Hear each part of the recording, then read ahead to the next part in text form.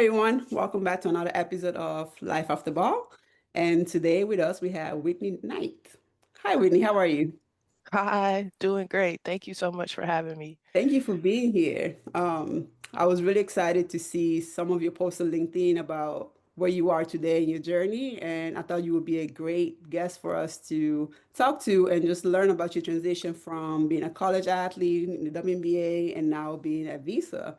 hmm So if you like to just take a moment to introduce yourself, tell everyone, who you are, where you played, and just tell us about your basketball career.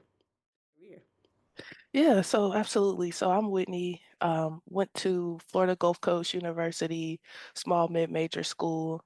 Actually became the first to get drafted to the WNBA from the university. That was in 2016. So I got drafted to the LA Sparks, Oh, nice. finished my rookie season with the San Antonio Stars. And then the next year, I was in the Atlanta Dreams training camp. Didn't end up making that team, so that's where my overseas career began. Mhm. So I played overseas for 7 years in a different country every year. Some of the countries I played in were Russia, Spain, Greece, Turkey, Iceland, Poland. Did I say Poland? Not yet. Uh, and my last stop was Puerto Rico in 2023. I then went on to compete in Athletes Unlimited Oh, in nice. 2023 and 2024, and I've been playing 3x3 basketball as well. So I've been kind of all over the place in my basketball career. It's been an unbelievable experience getting to accomplish my dream of playing in the W and then Yeah. going on to travel overseas and compete as well. So now I'm transitioning into my next career, which has been a journey in itself as well. So, Oh, well, oh, so I can imagine. No, first of all, that's awesome. What was your favorite country to play in? definitely the warmer climates that had the beach and nice food. So Yeah. Turkey, Greece. Yeah, I can see that. I will definitely resonate with that. Yeah. Yeah. So when was the light bulb moment when you realized that I don't think I'm going to be playing again next year and I need to start planning was for something else? How did that happen for you? I would say, like being overseas, we're there for 8 months out of every year, which you know.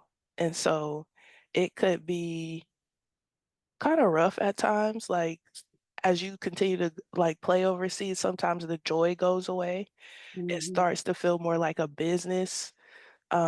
And basketball was always just so fun for me. I enjoyed competing and just the thrill of winning and having fun. So when that fun started dwindling away, I started thinking about, okay, like what am I going to do next? Like what are my other options? And also like just establishing my life in the States. I hadn't done that yet. And just thinking about what that was going to look like as well. So I would say like my last couple of years overseas, the idea was in the back of my mind, like, okay, like what am I going to do next? But it was more so me wanting to establish myself like back home in the States with my family and everything. And then the joy for the game kind of started dwindling away a bit. No, that makes sense. And I definitely get it. I think for me, it was like a little bit different because I am from overseas. So coming to the US was my change, right? Because I was born and raised in Italy and I came here for school. But I Okay. understand that you are far from your family, the different time zone, trying to stay up all night talking to them and things like that. It weighs on you after a while, right? So I totally get it. And hmm so how did you start planning for that next step, right? So I know that you currently are working at Visa hmm through a program that they created specifically for athletes, right? So how did you ended up there? Like I would love to hear that story. Yeah, that's a great question. So like when I think about preparing for my life after sports, if I'm going to be honest, I did, like how athletes a lot of times, and it's no shade, but they have us like majoring like d degrees that don't necessarily. And kinesiology. Yes. Yep, yep, I get it. Yeah. So my parents didn't allow me to do that. So Oh, I that's great. Yeah, I got my degree in public health. They told me that getting a degree in public health, I would be able to have a job anywhere. And that was an interest of mine as well, like just healthcare in general. So I got my bachelor's degree in public health, and I then went on to finish my master's degree while I was competing overseas online. So I got that in health science. Nice. So I thought about those things, but honestly, my focus, like during my basketball career, was really maximizing my potential as an athlete. I think what has helped me most is just having an athlete mindset. So when I got serious about like wanting to move on from being overseas, I started researching, making a game plan for myself. I There you go. stayed disciplined in the process of searching for opportunities on LinkedIn. I didn't have everything figured out. It wasn't like a seamless process, but I stayed like committed and Yeah. curious about what was next for me. So I ended up finding out about the Visa Champions program through a LinkedIn post. And I reached out to some of the athletes that had already been through the program. Mhm. Um, so they gave me a lot of intel and insight on how to be a great candidate to get into the program. And that's how I ended up getting in the Visa Champions program. Yeah. No, that's fantastic. First of all, congratulations. Thank you. And then second of all, I love what you said, right? Because it really just highlighted one thing that a global life we want to emphasize is how athletes are self-resilient. And you said that your athlete mindset is what pushed you to keep searching and, staying consistent on LinkedIn and trying to find what was next. And Hmm. that's how you ended up there. Okay, so now you found this apprenticeship program. How has that transition worked for you, right? Like how did you manage to go from switching the mindset from, okay, I'm no longer an athlete, now I have to focus on Whitney, the corporate person. How does that transition look like? I would say it's still an ongoing process. Yeah, Like as an athlete, we dedicate so much of our lives to just reaching our full potential in sport. And sometimes we don't even tap into understanding who we are outside of being an athlete, like our identity, whether it's just personally or in a brand new space like the corporate world. So it's an ongoing process for me still. But luckily, I have a lot of support from my family that's helping make the transition seamless for me. that's good. And then just in the rotational experience in itself, we have a coach that helps us with our like transition process. And they kind of like help us learn all the ins and outs of being in the corporate world, corporate etiquette, different how to use different tools and things like that, like Excel, how to send emails, things of that nature. So I feel very lucky to be in the program that I'm in because they're really like helping us like get the ball rolling as far as like having a corporate professional presence. Yeah, no, that's great. And I'm glad you said that because piggybacking again on what I was saying earlier about what we're trying to be for athletes, right? On our platform, we have like a resource tab in your each athlete has their roadmap.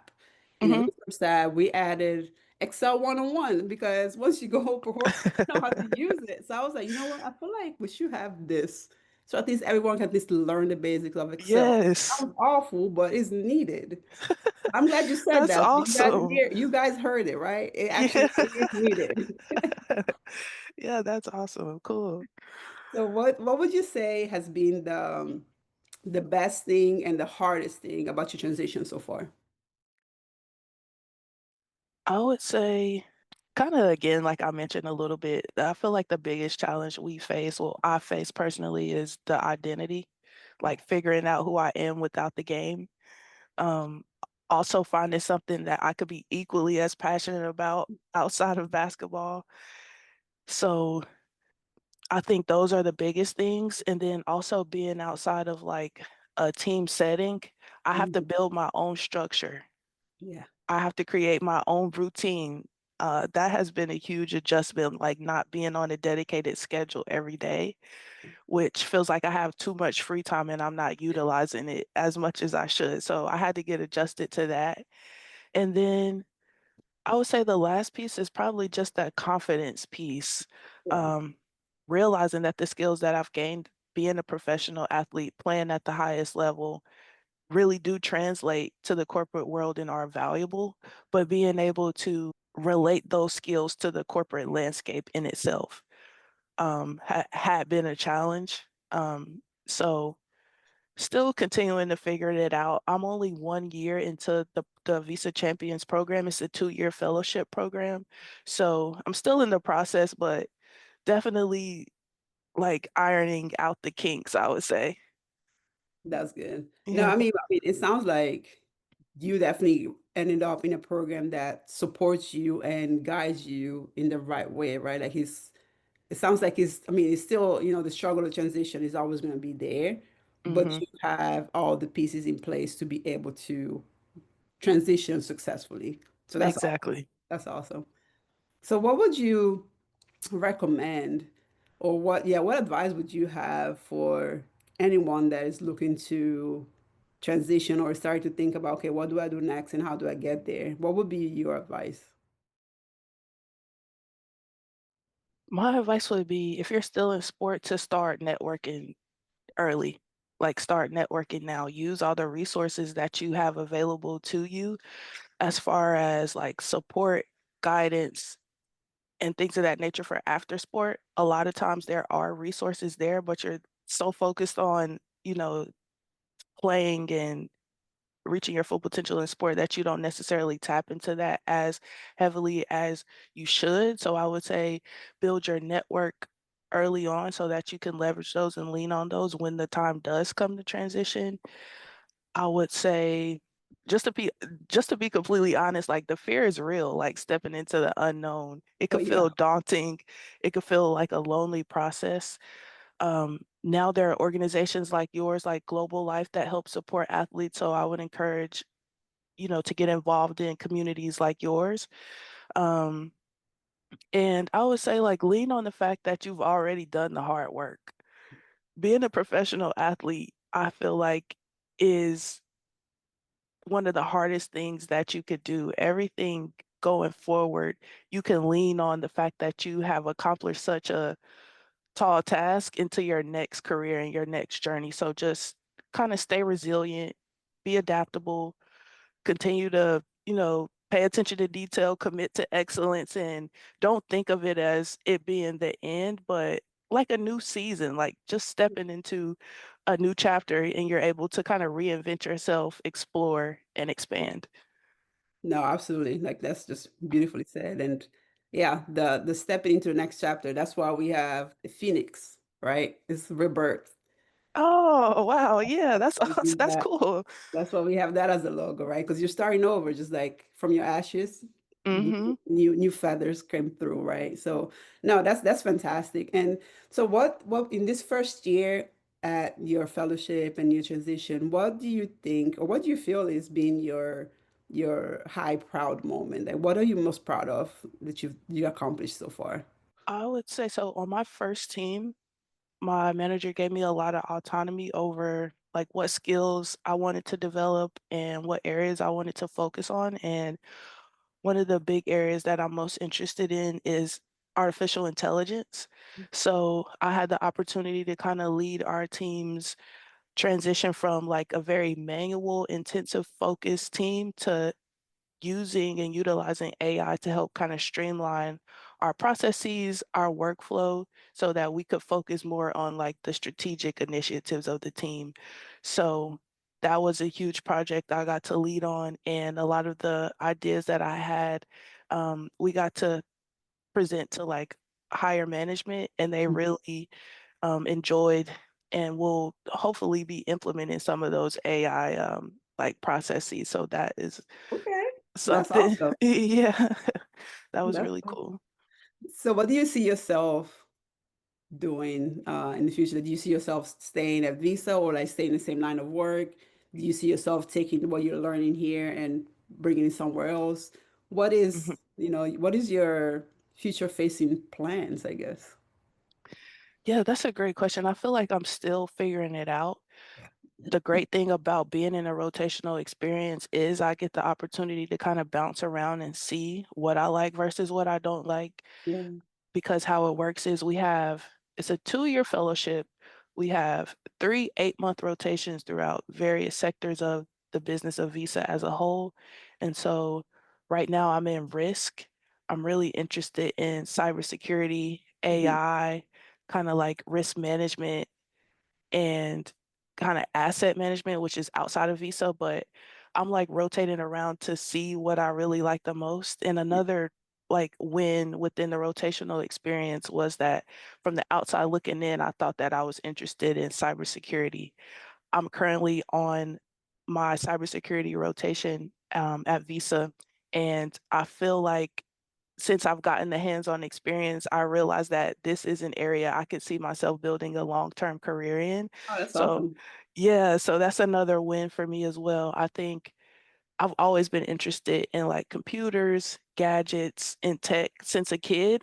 And so it felt good to finally find something else that I'm really passionate about outside of basketball. So I could see myself having a long career in like the tech, cybersecurity, AI, and data world.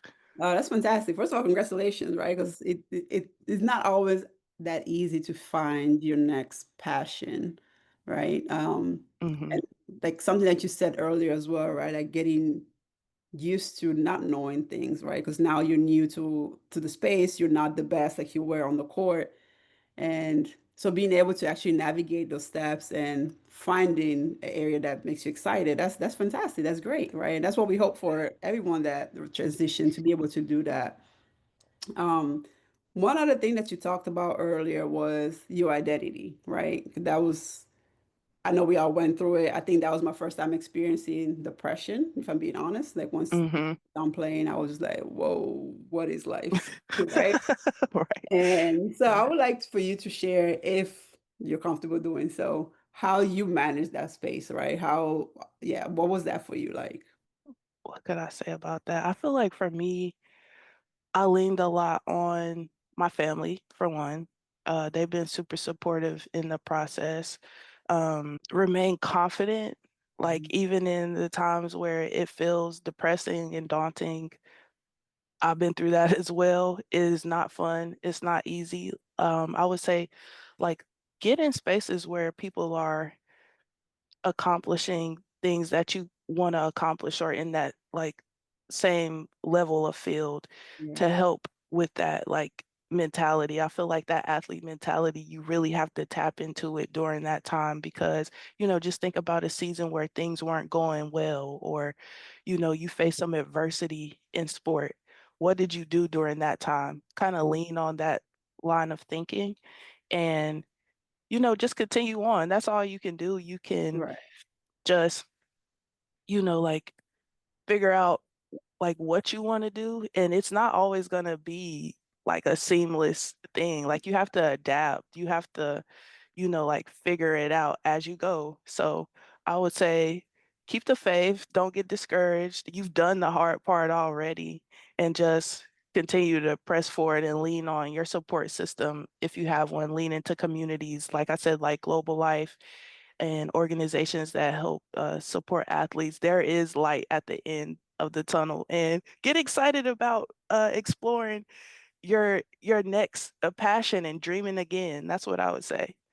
No, yeah, that's great. I mean, I don't think I have anything to add to that, right? Because it's true. Just step in it and you will be fine, right? We've done the hard work. And like you said earlier, right? Just being an athlete, and especially when you make it to the professional level, that's something that not a lot of people can say they've done, right? And I didn't even know that, but doing research, only 2% of college athletes actually make it pro. 2%. Wow. I did not That's know that crazy, either. right? Yeah, That's a crazy number. So just knowing that you made it to that 2%, you should be proud of, and imagine what else you can do at this point, right? You made something that 98% of people could not do. You can exactly. do everything else now, right?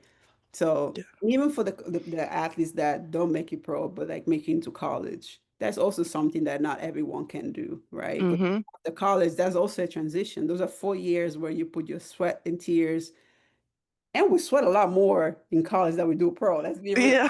Our preseason, those workouts, and the Yes. effort between class and school is a whole different ballpark. Mm-hmm. So yeah, like leaning to that, right, is It's pretty much what I'm getting out of this, right? Like lean into what you've done to propel you to your next stage. Exactly, and a lot of, like, companies, when it comes to corporate, they value athletes' skill set. It's just a matter of being able to translate all of that, like, experience to, like, a resume and, like, the corporate kind of, like, format, but they value our, like, skills as athletes. I mean, like you said, 2%, I mean, that's an unbelievable percentage, so just imagine how those, like, intangible skills translate into, like, the corporate Yeah, realms. no, absolutely. Absolutely. I remember a time when I used to try and hide the fact I was an athlete because I didn't want to be seen as a dumb jock at work. And then come to find out, it was actually a great icebreaker, especially like Yeah, male-dominated space. Men like to talk sports, and you tell them that you've done it at a certain level, you are so cool. right, that is Right. very And, true. and that breaks the ice, that opens relationships, that opens conversations. And even if you don't have a lot of things in common, I think like everyone, most people have sports in common, right? Because you played as a kid, you played in high school. Mhm, You always can find like the middle ground to talk about with sports. But yeah, definitely corporate is a good place for athletes to lean into their strengths. And it's just a matter of figuring out, like you said, like understand how to translate those skills and translate them into the corporate space and things like right. Mhm. that. Yeah, Awesome. So let me see, like last question for you would be actually no, two more questions. So okay. if you could looking back, I know you've mentioned global life as a resource that athlete could like lean into today, but what Mhm. is one thing that you wish you had access to when you were trying to figure out what to do after playing? I would say I wish I had access to just resources more tailored to the athlete experience. Yeah. Like you mentioned resume building, like workshops and classes on how to use different tools that are commonly used in corporate, like Excel, PowerPoint, even navigating like emails, like how to create Mm. a professional email.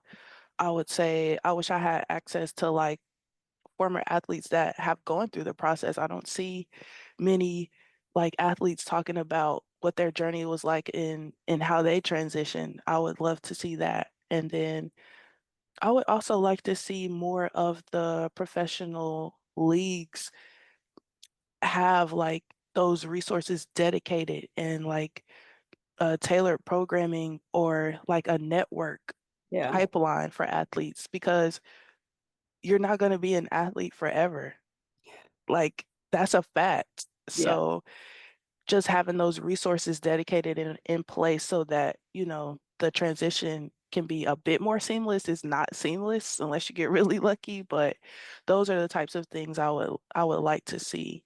And it's something that I'm committed to doing as I go forward in my career as well, because I wish I had those resources. Yeah. No, that's great. And we're always looking for people that want to add on to what we're doing. So door is Yeah, I'd open. be happy to. Yeah, no, absolutely. No, that's great. I agree to everything you said.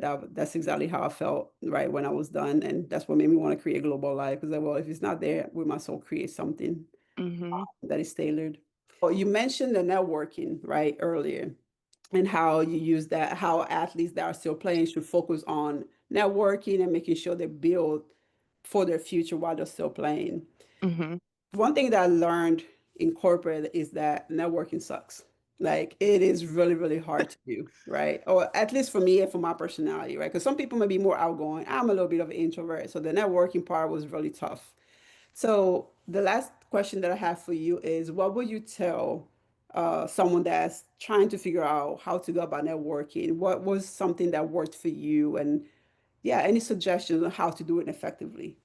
This is something that I continue to struggle with a bit as well, because like you mentioned, I'm definitely introverted. It could feel kind of unnatural. Yes. So I would say try to make it as natural as possible. Like, don't come into it as like, hey, like I like for you to be my mentor. Or, hey, I like to network with you. That's probably the worst thing you could do because then it makes it very like pressured. Transactional, yeah. Or, yeah, and transactional early on. So try to make it as like personable as possible.